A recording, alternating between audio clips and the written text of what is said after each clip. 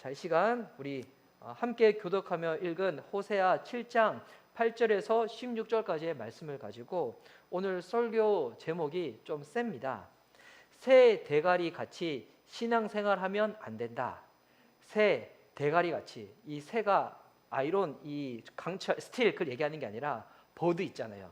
새 대가리 같이 신앙생활하면 안 된다. 목사님이 설교할 때 좀 재밌게 하려고 일부러 밑을 살려서 하는 건 아는데 설교 제목 그래도 너무 심한 거 아닌가요? 라고 오해할 수도 있잖아요. 근데 오늘 제 설교 듣다 보면 이게 그럴 수 있겠구나라는 여러분 생각이 드실 겁니다. 오늘 이 읽었던 호세아 7장 이 8절 이후의 후반절 말씀을 보면 지금 북이스라엘의 영적인 아둔함을 두고 당시 사람들이 잘 이해할 수 있도록 지금 비유법을 쓰고 있어요. 오늘 혹시 새날 경건 예배 들으셨나요? 괜찮아요. 저는 주님 앞에 드렸거든요. 저는 성공했기 때문에.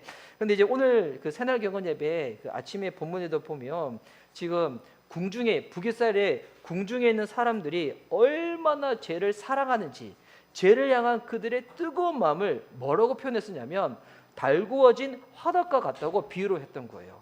그때 당시 사람들이 과자 같은 거 이런 거 이제 구워 먹을 때 달구어진 화덕이 있는 거예요.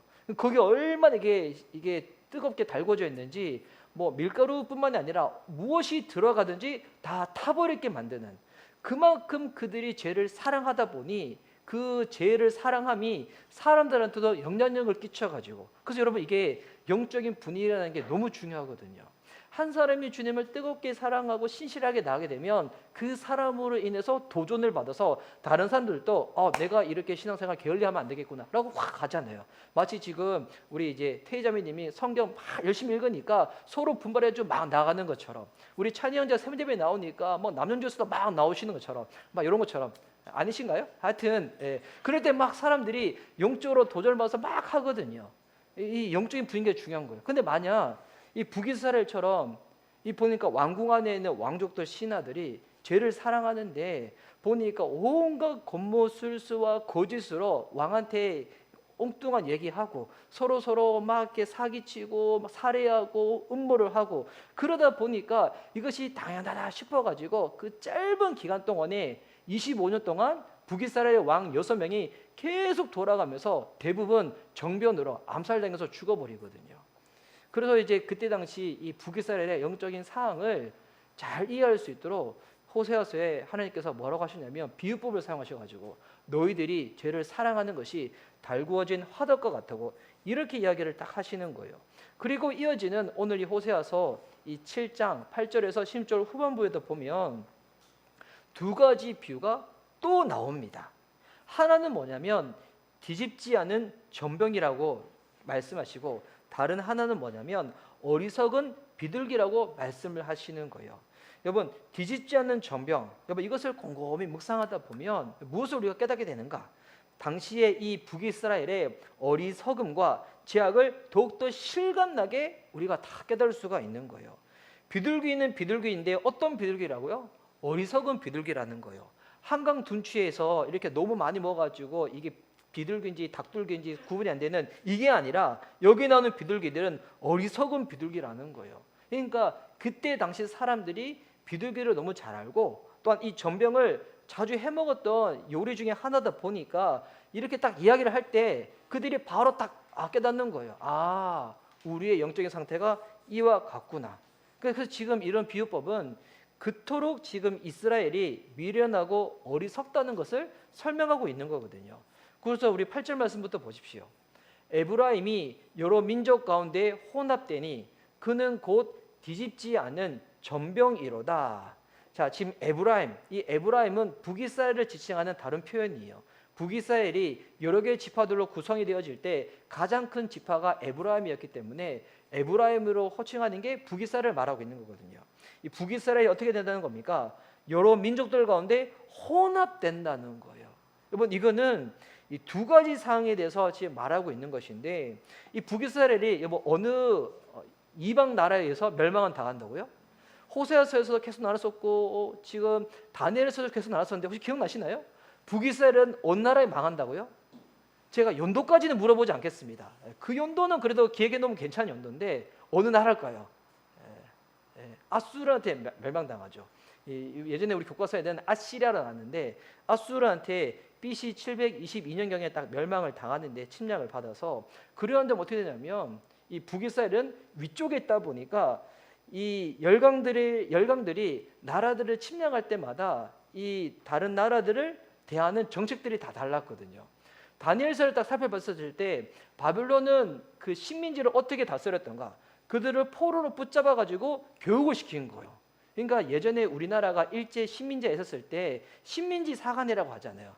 역사를 왜곡시켜 가지고 막 교육을 시켰던 것처럼, 그러니까 바빌론은 그런 정책을 폈던 거예요. 반면에 아수르는 어떤 정책을 폈냐면 혼혈 정책을 핍니다. 그러니까 다른 나라를 침략하잖아요. 그럼 여자들을 막 이렇게 약탈을 해가지고 이렇게 자녀들을 낳아버리는 거예요. 아버지가 누군지도 모르는, 그렇게 혼혈 정책을 딱 펴버리는 거예요. 그래서 이 신약 시대로 넘어와서 복음서에 보면 당시 유대인들은 이방인들을 부정하다고 생각했거든요. 그러니까 이방인들을 실제적으로 개 취급을 한 거예요. 그런데 이 사마리아, 그래서 사마리아 수가성 여인 아시죠? 이 사마리아가 이 북이스라엘의 수도 지역이거든요. 그러니까 이게 아수르가 침략이 와가지고 여기에 혼혈들 이방인들이 많다 보니까 유대인들은 그 땅을 부정하다 생각해가지고 아래로 내려갈 때, 예루살렘으로 갈 때 이 사마리아를 거쳐서 가면 더 빨리 갈 수 있는데 일부러 삥 둘러서 가는 거예요. 그래서 지금 여기서 이 에브라임이 여러 민족 가운데서 홍합된다는 것은 아수르의 혼혈 정책을 이야기하기도 하지만 더불어서 여기는 무슨 이야기냐면 지금 북이스라엘이 자기들이 힘이 약할 때 이방신을 섬기는 다른 나라들과 무분별하게 교류를 한 거예요. 그럼 어떻게 될까요? 그 나라들은 강하고 북이스라엘은 약하니까 그 나라들에 의해 가지고 종교적으로 영향을 받아버리는 거예요. 우상들, 이방신을 섬기면서 이 짬뽕이 되어버리는 거예요. 그래서 그 상태가 마치 어떤 상태라는 거예요. 8절 후반절에 보니까 그는 곧 뒤집지 않는 전병이로다. 자, 전병인데 어떤 전병이라는 겁니까? 뒤집지 않는 전병이라는 거예요. 유대인들은 이 빵을 구워 먹을 때 돌을 달구고 난 다음에 이 빵을 거기서 딱 붙여서 구워 먹는데요. 그래서 빵을 이렇게 골고루 잘 하려면 한쪽 면이 익으면 어떻게 될까요? 다시 돌려야 되는 거잖아요. 우리 뭐 계란 후라이 해 먹고 뭐 부침개 해 먹는 것처럼 똑같은 거거든요. 그런데 여러분 안 뒤집으면 어떻게 될까요? 안 뒤집으면 부침개 해 먹는데 비 오는 날 기분도 꿀꿀해가지고 김치 부침개를 해 먹는 거예요. 뒤집지 않았다. 어떻게 될까요? 한쪽은 다 타버리고 한쪽은 덜 익었고 이렇게 되잖아요. 그런 거 먹을 수 있을까요? 못 먹겠죠. 그러니까 지금 뒤집지 않는 전병이라고 얘기한 것은 너네들이 지금 한쪽은 완전히 타버렸고 한쪽은 완전히 덜 익어서 먹지도 못하고 어쩔 수도 없는, 버릴 수밖에 없는 그 같은 상황이 되었다는 것입니다. 혼합주의에 빠져있는 이스라엘을 지금 주님께서 지적을 하시면서 이 표현을 하고 있는 거죠. 자기들은 하나님을 여전히 믿고 있다고 생각을 하는데 근데 그 모습이 뒤집지 않는 정병과도 같아가지고 익은 것도 아니고 안 익은 것도 아니고 이도 저도 아닌 모습, 하나님을 섬긴다고 하지만 그 알맹이는 뭐였다고 했습니까? 알맹이는 하나님, 여호와 하나님을 섬기는 것이 아니라 바알을 섬기는 거예요. 세상을 섬기고 부유를 섬기는 거예요. 지금 그 모습을 이야기하고 있는 것입니다. 이런 혼합주의가 심하다 보니까 그들이 어떻게 되는가? 9절 말씀 보십시오. 이방인들이 그의 힘을 삼켰으나 알지 못하고 백발이 무성할지라도 알지 못하는도다. 그들의 영적 상태가 이 정도로 심각한 혼합의 지금 상태인데도 불구하고 백발이 무성해질 정도까지, 무슨 말이냐면 세월이 한참 흐른 거예요. 그런데도 불구하고 그들은 못 깨닫고 있다는 것입니다. 여러분 이게 어떤 모습일까요? 이게 바로 교만의 모습이에요. 이 오랜 시간 동안에 하나님이 그들을 그냥 내버려 두신 게 아니죠. 하나님이 계속 하나님의 사람들을 보내요. 선자들을 보내요. 주의 말씀을 전하죠. 경고를 계속 함에도 불구하고 그들은 안 알아듣는 거예요. 하나님이 우리를 택했는데 우리가 어떻게 이방 나라에 의해서 멸망당할 수가 있냐고, 너희들 그런 얘기 좀 하지 말라고 이렇게 딱 대하는 거예요. 그러니까 교만한 모습으로 계속 나가는 겁니다. 그러니까 교만한 모습이 계속 나가니까 어떻게 되는가? 10절 말씀 보십시오. 이스라엘의 교만은 그 얼굴에 드러났나니. 교만이 어디에 드러났다고요? 얼굴에 드러난다는 겁니다. 여러분 교만은 우리 안에서 절대 숨길 수가 없습니다. 그 사람의 삶의 모습과 행동을 통해 다 드러나게 된다는 겁니다. 이 얼굴이라는 단어가 올해 꼴이라고 하잖아요. 그러니까 우리 안에는 이 내면의 세계가 겉으로 드러나는 게 얼굴이라는 거예요. 그래서 얼굴이 여러분 뭐 잘생긴 사람도 있고 못생긴 사람도 있고 여러분 그것도 기준이 애매하죠. 지금 시대에 얼굴이 잘생겼다는 것은 저처럼 이목구비가 뚜렷하고 이 미간이 모든 관객들이 딱 칼처럼 딱 정확하고 이런 게 잘생긴 거잖아요. 예. 근데 이제 여러분 이게 성경에서 잘생겼다고 얘기 안 나와 있잖아요. 예. 뭐 하나님이 지으신 모든 것들은 주님이 지으시기 때문에 다 선하고 아름다운 줄 믿습니다. 여러분 오늘 예배 마치고 집에 돌아가셔서 거울 보시면서 탄식하시기 바랍니다. 왜? 주님이 만드신 얼굴이기 때문에. 할렐루야. 예. 근데 이제 여러분 이 교만이 어디 드러났다고요? 얼굴에 드러났다는 겁니다. 얼굴에 드러났다는 거. 그러니까 지금 분명히 영적으로 문제가 많은데도 본인들은 문제가 없고 잘하고 있다고 착각하고 있는 거예요. 여러분 신앙생활을 할 때 신앙생활을 잘하기 위해서 정말 중요한 이 방법이 있는데 이게 뭐냐면 자아성찰을 잘해야 돼요. 자아성찰. 그러니까 자아성찰이 뭐냐면 자기의 신앙의 행태를 직면하는 시간이 꼭 필요하거든요. 그래서 여러분 우리의 신앙의 상태가 어떤지 보여주는 여러분 두 가지 거울이 있습니다. 하나는 뭐냐면 말씀이고요. 다른 하나는 뭐냐면 영적인 권위자입니다. 여러분 이 말씀은 어떤 역할을 하냐면 창의 역할을 해요. 우리가 세상을 바라볼 때 내 눈으로 바라보면 내가 해석하게 되지만 하나님의 말씀으로 세상을 바라보게 되면 하나님 말씀으로 이 세상을 해석하게 되거든요. 그래서 우리 다니엘 말씀 살펴봤을 때 지금 마지막 때 이 시대가 어떻게 돌아가고 있는지 말씀을 통하다 보니까 와 이게 진짜 심각한 거죠. 야 신앙생활 이렇게 하면 안 되겠다. 정신 바짝 드는 거잖아요. 그래서 이 성경은 창의 역할도 하지만 또 어떤 역할도 하냐면 이게 거울의 역할을 하는 거예요. 우리가 지금 성경 통독하고 있고 또 성경 우리 큐티를 하고 있잖아요. 여러분 큐티 할 때 그냥 하는 것이 아니라 여러분 그때 이렇게 기도하시기 바랍니다. 오늘 내가 묵상하는 말씀을 통하여 하나님 저의 양적인 상태를 비춰주시옵소서.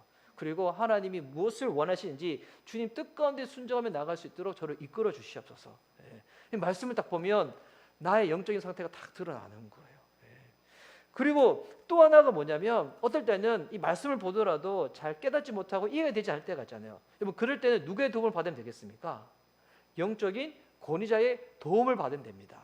여기서 중요한 거 자기랑 수준 비슷한 사람 말고요. 보면 이게 영적으로 무언가 지금 본인이 지금 잘 풀리지 않아. 그런데 가서 물어보는 사람 보면 다 수준이 비슷한 사람께 서로 물어보는 거예요. 그러니까 뭔가 답이 나오겠어요? 제가 이제 운동으로 수영을 좋아하잖아요. 요즘 이렇게 자유수영 하다가 1월부터 강습을 다시 할 수 있어서 강습을 하는데 야 강습하니까 너무 재밌어요. 왜 재밌냐면 자유수영을 할 때는 제가 제 동작이 어떤지 스스로 못 보잖아요. 그런데 강사님이 계시면 강사님은 제 동작을 다 보는 거예요. 제 팔이 뭐가 이상한지 킥이 뭐가 약한지 강사님이 그것을 다 지적해 주거든요. 야, 그래서 이게 운동을 하나 배우더라도 선생님이 필요한 것처럼 이번 신앙생활도 마찬가지입니다. 아직까지 내가 어린 신앙이라 한다면 영적인 권위를 통해 가지고 자기의 신앙에 대해서 한번 이렇게 거울 같은 역할로 비춰달라고 부탁을 하는 거죠. 그러면 그때 정확하게 딱 알려주겠죠. 지금 이런 부분은 참 잘하고 있지만 이런 부분에서는 우리가 주님 앞에 더욱더 마음을 다잡고 나가야 되겠다고 뭐 이렇게 얘기를 줄 수가 있는 거잖아요. 지금 하나님, 이 여호와 하나님께 돌아오지 않고 있고 하나님을 구하지도 않고 하나님이 보내신 사람들을 계속 무시하고 있다는 것은 지금 그들은 자기들의 신앙 상태에 대해서 지금 자아 성찰에 실패하고 있다는 것입니다. 계속 이런 모습을 실패를 하니까 이들을 향하여 주님은 또 다른 비유로 또 말씀하십니다. 그 비유가 11절에 나오거든요. 이 11절 말씀은 우리 다 함께 한번 읽었으면 좋겠습니다. 자, 시작. 에브라임은 어리석은 비둘기 같이 지혜가 없어서 애굽을 향하여 부르짖으며 아수르로 가는도다. 자, 에브라임을 향해서 너희들 지혜가 없다라고 얘기해도 되는데 근데 여기에 무슨 비유법이 있습니까? 비둘기는 비둘기인데 어떤 비둘기라고요? 어리석은 비둘기라고 딱 이렇게 써져 있어요. 그래서 이 어리석은 비둘기라는 이 표현을 제가 이제 여러 성경을 봤어요. 여러 성경을 보니까 성경마다 번역본마다 조금씩 차이가 있어요. 그러니까 한글로 되어 있는 성경 중에서 개역 개정 성경, 개역 한글 성경, 막 쉬운 성경에는 그냥 어리석은 비둘기라고 딱 나와 있는데 공독 번역본이 있는데 그걸 보니까 비둘기처럼 오수룩하다 이렇게 나와 있고 세 번역에는 뭐라고 딱 표현되어 있냐면 줏대 없는 비둘기. 이번 비둘기도 줏대가 있어야 된대요. 비둘기도 줏대 없으면 안 된다는 거예요. 한강 둔치에 있는 비둘기도 줏대가 있어가지고 아무나 주는 거 얻어먹는 것이 아니라 아무거나 다 얻어먹으니까 이게 닭인지 비둘기인지 구비 안 되로 뭐 살이 지리들이 쪄버리는 거잖아요. 비둘기도 줏대가 필요하대요. 그런데 이게 또 더 재밌는 표현이 뭐냐면 영어 성경을 보니까 이 표현이 너무 재밌어요. 이 제임스 버전에는 그냥 우리말처럼 그냥 실이라고 나와 있고 NIV에는 센스리스, 비둘기인데 센스가 없대요. 눈치가 없는지, 비둘기 눈치가 없대요. 근데 이제 이거를 제가 원어로 보니까 원어로는 이 어리석다가 히브리어로 뭐로 딱 적혀 있었냐면 파타라는 단어가 나왔어요. 파타. 이 파타가 이 문자적인 뜻 자체는 뭐냐면 열다, 공간이 넓다 이런 뜻이에요. 근데 이게 어디를 향하여 열려져 있는가? 딱 보니까 죄에 대해서, 유혹에 대해서 열려져 있다는 겁니다. 그러니까 이게 잘 속는다는 뜻이에요. 잘 미혹된다는 뜻이거든요. 그래서 이 파타라는 단어가 쓰여진 다른 구약 성경에는 어떻게 번역됐냐면 죄 가운데 깨어졌다, 미혹해서 넘어졌다. 그럴 때 쓰는 단어가 뭐냐면 이 파타라는 단어라는 것입니다. 여러분, 그래서 이 비둘기는 실제로 시야가 좁은 그런 이 동물이래요. 새래요. 그래서 그물을 딱 쳐져 있는데 불구하고 거기에 그냥 먹이를 주잖아요. 그러면 그물이 쳐져 있는데 불구하고 그걸 향해서 막 간대요. 비둘기들이 어리석어 빠져가지고 줏대도 없어가지고 막 그렇게 된다는 거예요. 그래서 이 비둘기는 새인데도 불구하고 상대적으로 잡기가 쉬운 새라는 거예요. 그래서 영어 성경 중에서 요즘 청년들이 많이 또 좋아하는 성경 중에서 메시지 성경이라고 있잖아요. 메시지 성경은 이게 최근에 번역된 성경인데 유진 피터스라는 미국에 있는 영성학자가 있어요. 목사님인데 이분 책을 읽으면 참 독특한 인사이트들이 많이 있거든요. 유진 피터스 이 목사님이 영미권에 있는 이 청년들이 성경을 잘 안 읽는 거예요. 안 읽는 게 뭐 잘 세상에 재밌는 게 많아서 안 읽기도 하지만 이 영어 성경도 번역된 게 오래되다 보니까 표현 자체가 좀 옛날스러운 거예요. 그래서 지금 영미권에 있는 청년들이 성경을 잘 쉽게 읽을 수 있도록 지금의 언어로 번역한 성경이 메시지 성경이거든요. 그래서 여러분 메시지 성경 읽으려면 좀 가능한 대로 영어로 메시지 성경을 읽는 것은 좋아요. 근데 그걸 가지고 굳이 한글로 번역된 것을 읽는 분들이 있어요. 근데 차라리 한글로 성경 읽으려면 저는 우리말 성경이나 쉬운 성경이나 이게 전 더 좋은 것 같아요. 근데 이 재밌는 게 여러분 이 메시지 성경에는 이 어리석은 비둘기가 뭐라고 표현되는지 아십니까? 여러분 충격받지 마세요. 충격받지 마세요. 에브라임은 새 대가리다. 이렇게 표현되어 있어요. 메시지 성경에. 에브라임이 뭐라고요? 새 대가리라는 겁니다. 여러분 이 대가리가 은어가 아니에요. 이 대가리가 국어 사전에 보면 동물의 머리를 표현하는 게 대가리거든요. 그래서 새 머리를 하면 이게 격이 맞지 않는 거예요. 머리는 사람이 머리죠. 새는 뭐라고요? 새 대가리라는 것입니다. 새한테 머리 쓰지 마시기 바랍니다. 지금 비둘기 향하여 극종칭을 쓰는 거예요. 그래서 여러분 이 새 대가리 같다. 에브라임은 지금 신앙생활 어떻게 하고 있다고요? 새 대가리처럼 하고 있다는 거예요. 그래서 여러분 오늘 설교의 제목이 무엇입니까? 새 대가리 같이 신앙생활 하면 안 된다. 이게 뭐 표현을 그냥 세게 해서 그런 것이 아니라 이 새 대가리 같이 신앙생활 하면 안 된다는 뜻이 주님 앞에서 어리석게 신앙생활 하면 안 된다는 것입니다. 그러면 지금 에브라임, 북이스라엘이 어떻게 어리석은가? 자, 이들을 보면 지금 11절 후반절에 보니까 지혜가 없어서 어떻게 한다는 거예요. 애굽을 향하여 부르짖으며 아수르로 가는도다. 이렇게 나와 있죠. 그러니까 그들이 지금 무언가 약할 때, 다른 나라에 의해 가지고 침략을 받을 때 뭐 어떻게 해야 돼요? 북이스라엘. 이들은 하나님이 택한 민족이잖아요. 그럼 누구한테 가야 돼요? 하나님께로 가야 되는 거잖아요. 그런데 이 에브라임이 어떻게 하냐면 본인들이 어렵고 공부하고 힘들 때 주변에 있는 열강들을 자꾸 기웃기웃거리는 거예요. 아수르가 힘이 셀 때는 아수르한테 들달라붙고, 그리고 이때는 지금 아수르가 막 침공해 오니까 애굽한테 가가지고 딱 달라붙어가지고 도움 달라고 딱 요청을 하는 거거든요. 그러니까 이게 지금을 향해서는 어떤 얘기냐면 지금 내가 무언가 생활을 하다가 어려움이 많아.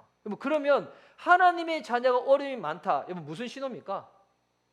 기도하라는 신호죠. 주님 지금 부르시는 거예요. 부르시는 거. 우리가 다니엘서 12장에서도 한번 살펴봤지만 환난 자체를 여러분 우리가 반기지 않지만 환난에도 목적이 있다는 겁니다. 어떤 목적이요? 우리가 더욱더 정결함을 입어서 주님께 나와 부르짖을 수 있도록 우리를 그렇게 초대하는 시도라는 것입니다. 지금 이들은 본인들이 무언가 공격을 받을 때마다 하나님을 안 찾고 애굽을 향하여 가고 아수르를 향하여 가고 이런다는 것입니다. 이게 보니까 외교적으로 우리나라랑 비슷하죠.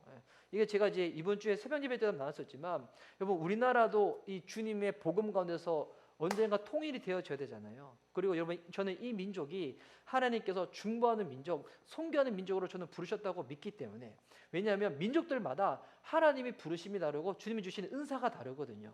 근데 우리나라 사람들은 기도 되게 잘하잖아요. 그래서 주여 주여 주여 하고 여러분 기도 잘 못하세요? 앞으로 잘하시기 바랍니다. 그래서 우리나라 사람들이 기도 잘했어요. 예전에 잘했어요. 잘했었는데 지금 모르겠지만 지금도 잘하면 되지. 잘했는데 그럼 우리는 기도할 때마다 막 주여 주여 하고 그러잖아요. 근데 뭐 서양 사람들은 이게 체질에 잘 맞지 않나 봐. 로드 로드 로드 기도 불이 확 꺼져 버리죠. 근데 우리는 주여 주여 주여 예수님 부르면 확 가슴 뜨거워지지 않습니까? 이 민족은 하여튼 기도하는 민족 주님이 부르셨는데 그래서 이 나라가 남과 북이 복음 안에서 통일이 되어져야 되는데 그럼 이 나라 어떻게 하면 통일되어지겠습니까? 미국이 통일시켜 줄까요? 중국이 통일시켜 줄까요? 아니요. 저는 이 나라의 통일은 하나님의 주권에 달려있는 문제라고 믿습니다. 여러분 그리스도인들이 주님 앞에 나와 부르짖어야 돼요. 주님 앞에 나와. 이제 대선도 며칠 안 남다 보니까 요즘 그런 고민들 많이 하시잖아요. 누구 찍어야 될지 모르겠다고, 누구 뽑아야 될지 모르겠다고. 근데 저는 진짜 그 생각이에요. 누가 뽑히든 여러분 사람들한테는 답이 없습니다. 어느 정당이 되든 답이 없습니다. 진짜 여러분 지금의 시대는 어떤 시대인가? 기도해야 될 시대예요.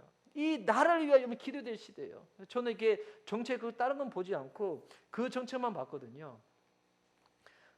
동성애에 관련해 가지고 그 차별금지법에 대해서 어떻게 생각하는지 봤더니 찍을 사람이 아무도 없어. 진짜 이게 지금 심각해요, 심각해. 진짜 여러분 지금 그리스도인들이 지금 끼어서 기도할 때라는 거예요. 지금 기도하지 아니하고 이 상황 가운데서 여기 기웃거리고 저기 기웃거리고 이 사람 만나고 저곳을 향하고 이렇게 가면 여기 나오는 지금 어리석은 비둘기 같은 모양이 된다는 것입니다. 지금 이들이 계속 이렇게 기웃거리니까 주님이 이스라엘을 어떻게 하실까요? 12절 말씀입니다. 그들이 갈 때에 내가 나의 그물을 그 위에 쳐서 공중의 새처럼 떨어뜨리고 전에 그 회중에 들려준 대로 그들을 징계하리라. 주님이 어떻게 하시냐면 그들이 아수르를 향하여 가고 있는데 애굽을 향하여 가고 있는데 주님이 그물을 쳐가지고 못 가도록 딱 막아버리신다는 겁니다. 와, 여러분 이게 주님이 이 나라를 사랑하신다는 증거죠. 그래서 무슨 단어가 나왔습니까? 그들을 징계하리라. 징계하리라. 여러분 이 징계한다는 이 단어가 히브리어로 보면 야샬이라는 단어로 나오거든요.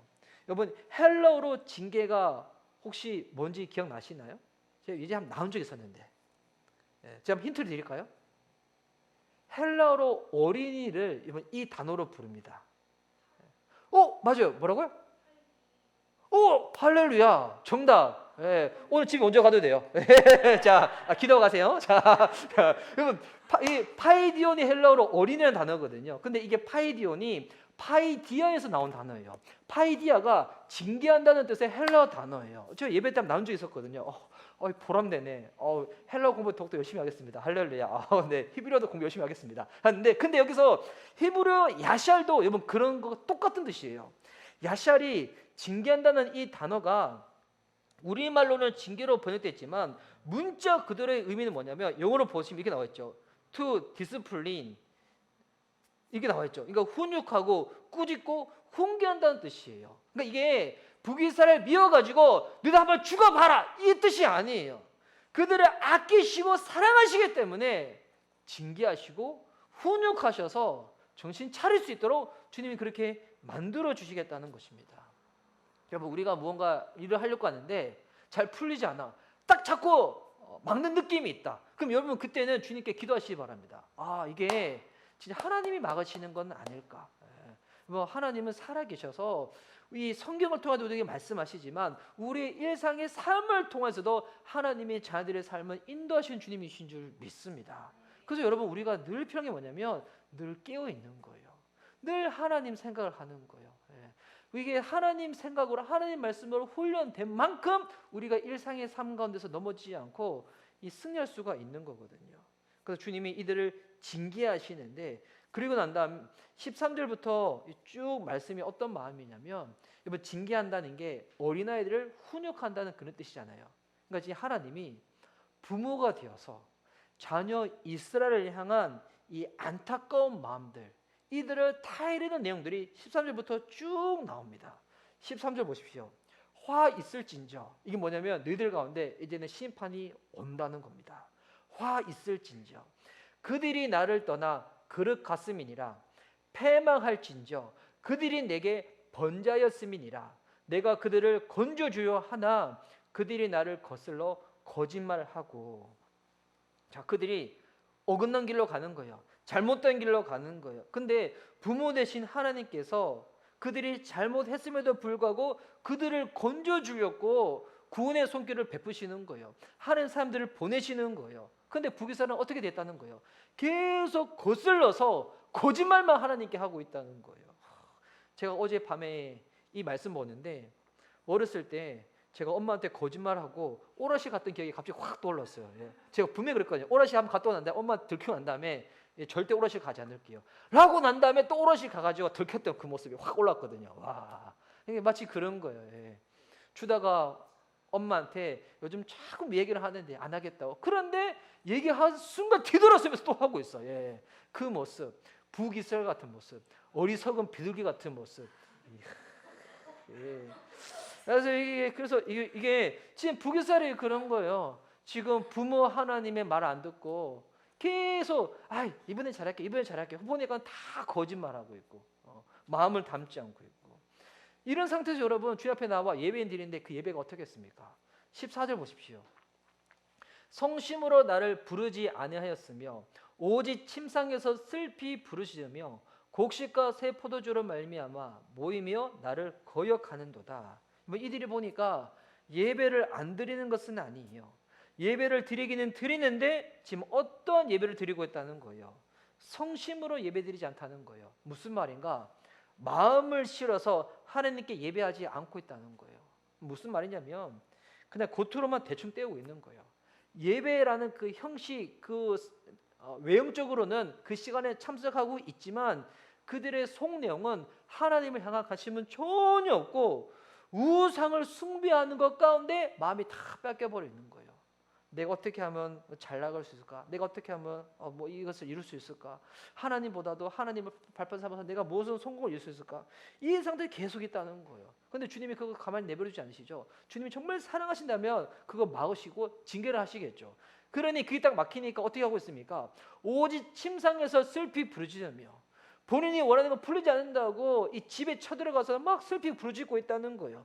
그런데 또 보니까 곡식과 새 포도주로 말미암아 모이며 나를 거역하도다.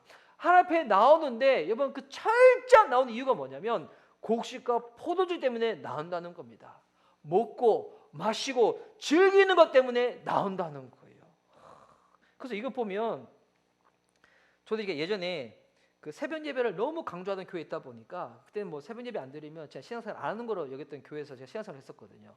근데 이제 그래서 새벽도 새벽 예배를 되게 많이 했었어요. 했는데 근데 이제 지체들 중에서 가끔씩 그런 지체들이 있어요. 본인은 새벽형 인간이 아니래요.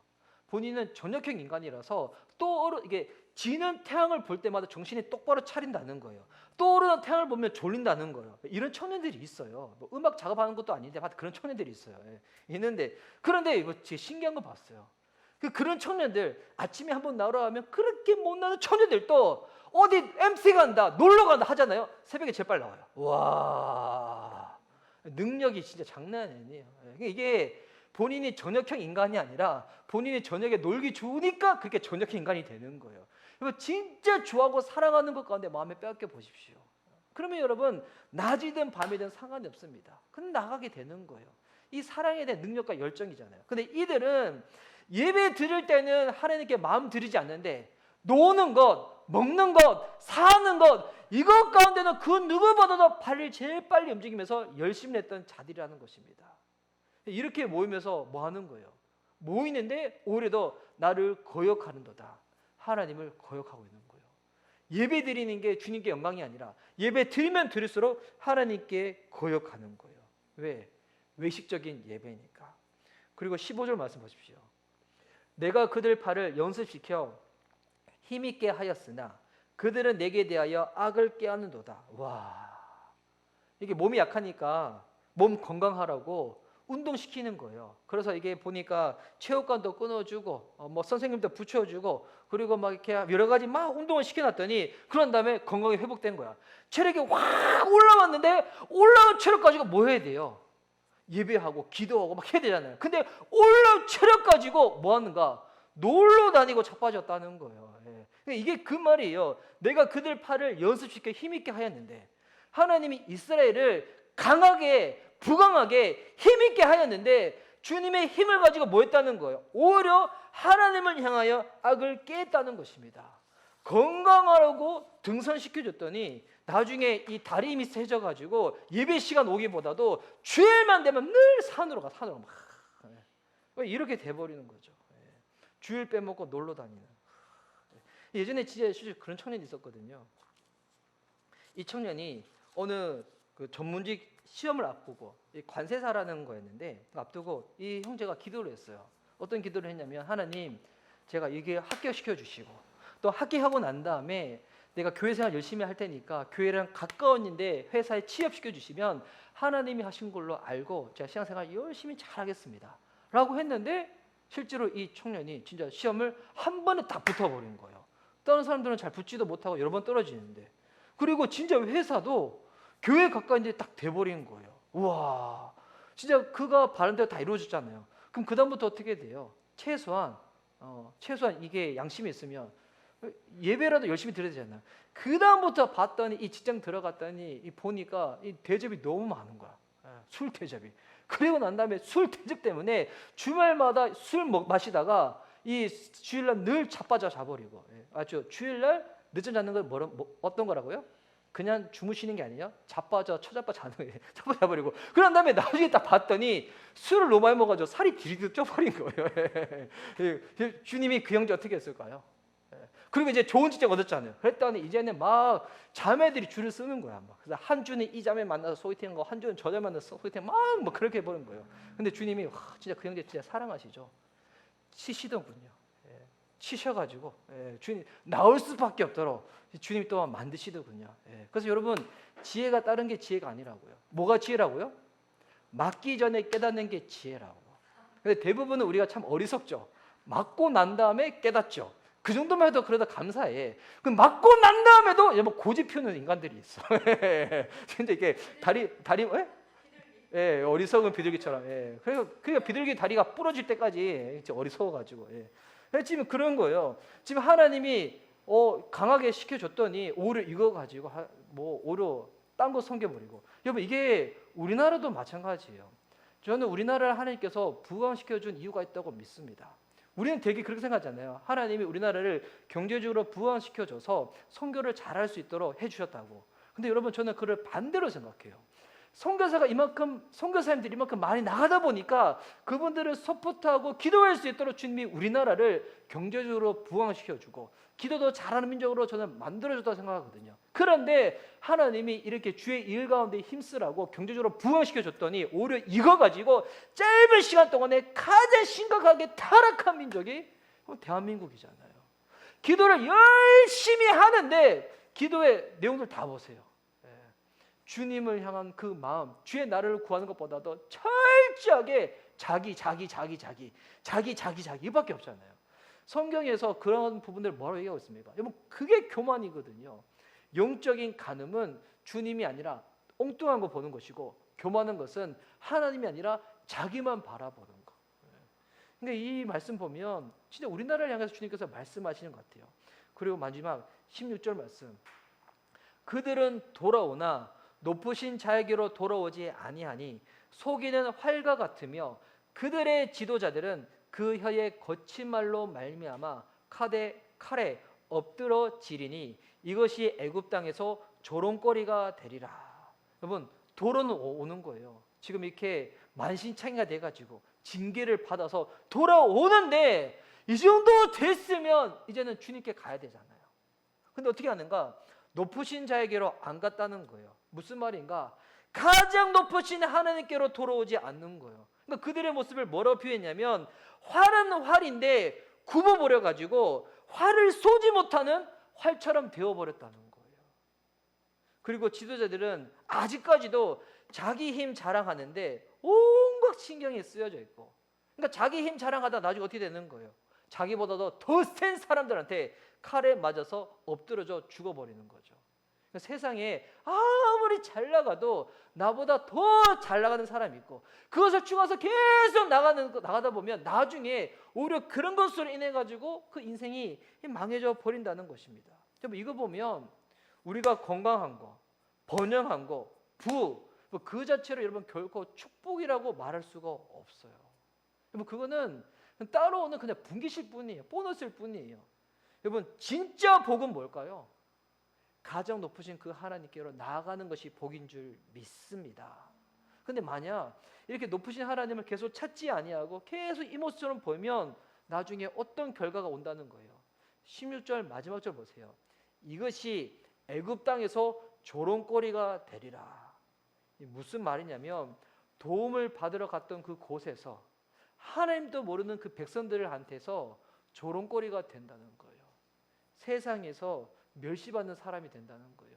신앙 없는 사람들한테서 조롱거리가 된다는 거. 이게 내가 주님을 믿는 온전한 그 신앙으로 나아가다가 핍박받는 이게 아니라 신앙은 문드러져 버렸고, 이게 예수님 믿는다고 하는데도 불구하고 세상 사람도 아니고 예수님 믿는 건 아니고 뒤집지 않는 전병처럼 한쪽은 다 타버리고 한쪽은 읽지도 아니하고 어리석은 비둘기가 되어 것처럼 이상하게 지혜 쓰고 어리석게 대하다가 세상 거리에서 네 같은 게 무슨 크리스찬이야?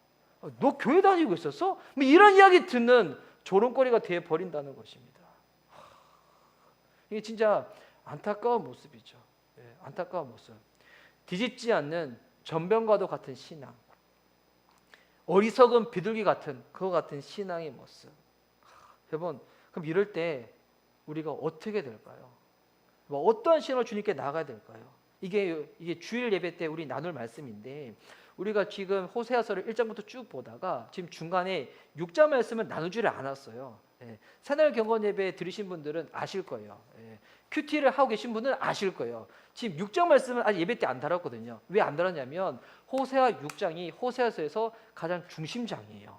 가장 높은 봉우리거든요. 그래서 주일날 나누려고 나누지 않는데 호세아 6장 1절 말씀 보십시오. 호세아 6장 1절 말씀 우리 함께 읽도록 하겠습니다. 자, 주님이 우리를 향하여 초대장을 보내시는데 주님의 초대장의 내용을 한번 보도록 하겠습니다. 함께 읽겠습니다. 시작. 오라, 우리가 여호와께로 돌아가자.